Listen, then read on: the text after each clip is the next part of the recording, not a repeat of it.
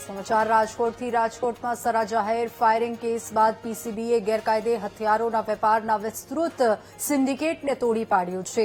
માત્ર 9 દિવસની કાર્યવાહીમાં પોલીસે 38 જેટલા હથિયારો જપ્ત કરીને 20 આરોપીની ધરપકડ કરી છે। આ અંગે પોલીસે જણાવ્યું કે નેટવર્કનો મુખ્ય સૂત્રધાર મધ્યપ્રદેશના ધાર જિલ્લાના શકીલ સાદેક મંસૂરી છે।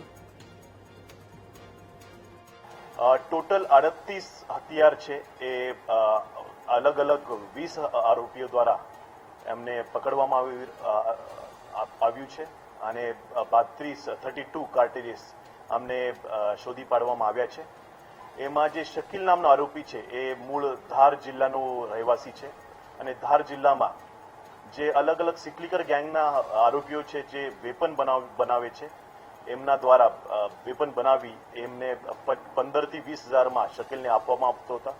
અને શકીલ સૌરાષ્ટ્રના અલગ અલગ જિલ્લામાં જેવી કે અમરેલી, સુરેન્દ્રનગર, રાજકોટ રૂરલ, રાજકોટ સિટી, જામનગર આના એવા ઘણા બધા જિલ્લામાં લગભગ 30,000 થી 50,000માં એ વેપન આપતો હતો અને એવી રીતે એ દર્શન ઉર્ફે કાવસ્કરને આપતો હતો, જયસુખને આપતો હતો, પ્રદીપભાઈને આપતો હતો અને એ આગળ અલગ અલગ લોકોને વેપન આપતા હતા। એવા 20 લોકોને અમે પકડી પાડ્યા છે।